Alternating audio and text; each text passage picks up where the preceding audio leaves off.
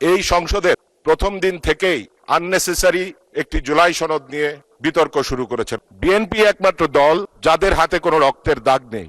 নতুন নেপালের সরকার তারাও কিন্তু আমাদের মাননীয় প্রধানমন্ত্রীকে অনুসরণ করছে। মাননীয় স্পিকার, মাত্র 2 মাসের সরকার এই অল্প সময়ে যে সফলতা অর্জন করেছে, আজকে এই সফলতা দেশে বিদেশে প্রশংসিত হচ্ছে। মাননীয় স্পিকার, এমনকি নতুন নেপালের সরকার তারাও কিন্তু আমাদের মাননীয় প্রধানমন্ত্রীকে অনুসরণ করছে। মাননীয় স্পিকার, কিন্তু আফসোসের বিষয় যে আমাদের বিরোধী দলের পক্ষ থেকে একটা ধন্যবাদ বাক্য আমরা শুনতে পেলাম না। মাননীয় স্পিকার, বিরোধী দলের নেতা বলেছিলেন যে উনি নাকি আমাদের মন পেতে যাচ্ছেন, কিন্তু পাচ্ছেন না।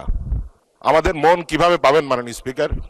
ওনারা যদি জুলাই আন্দোলনকে তাদের একক অর্জন বলে দাবি করতে চান, তখন তো আমাদের মন ব্যথিত হয়। মাননীয় স্পিকার, আমরা তাদেরকে এই মন কিভাবে দিব? মাননীয় স্পিকার, মাননীয় স্পিকার, কিছুদিন পূর্বে বিরোধী দলের এক সদস্য এই সংসদে বলেছিলেন তৎকালীন জুলাই আন্দোলনে স্বরাষ্ট্রমন্ত্রীকে দেখিয়ে এক পুলিশ অফিসার যে ভিডিও দেখাচ্ছিল যে একটা গুলি করলে একটাই মরে, বাকিরা সরে না, যারা সরে না এটা নাকি তারাই ছিলেন। মাননীয় স্পিকার, সেখানে তো আমরাও ছিলাম। মাননীয় স্পিকার, তাহলে আমাদের 400-র অধিক সহযোদ্ধাকে আমরা কিভাবে হারালাম? মাননীয় স্পিকার, এই সংসদের প্রথম দিন থেকেই আননেসেসারি একটি জুলাই সনদ নিয়ে বিতর্ক শুরু করেছেন। মাননীয় স্পিকার, কোটা আন্দোলন হয়েছে, 2024 সালেও কোটা আন্দোলন হয়েছে, এবং অনেকেই হয়তো জানেন না আমাদের মাননীয় প্রধানমন্ত্রী 2014 সালের 15ই জুলাই লন্ডনের টাওয়ার হিলে একটি সমাবেশে উনি ঘোষণা দিয়েছিলেন যে বিএনপি যদি রাষ্ট্র পরিচালনার দায়িত্বে কখনো আসে, তাহলে এই যে কোটা সমস্যা, এই কোটাকে 56% থেকে কমিয়ে 5%-এ আনা হবে।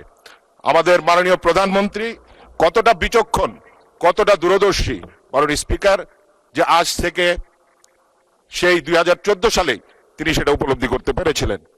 মাননীয় স্পিকার, 2024-এর গণহত্যার দাগ লেগে আছে আওয়ামী লীগের হাতে, 90-এর ছাত্র হত্যার দাগ লেগে আছে জাতীয় পার্টির হাতে, আর 71-এর গণহত্যার দাগ লেগে আছে আরেকটি দলের হাতে।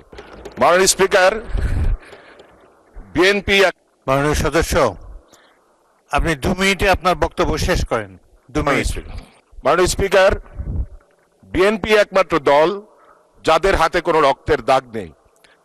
বিএনপি হচ্ছে বাংলাদেশের মানুষের আশ্রয়স্থল, এবং বিএনপি গণমানুষের অধিকার নিয়ে, গণতন্ত্র নিয়ে কাজ করে।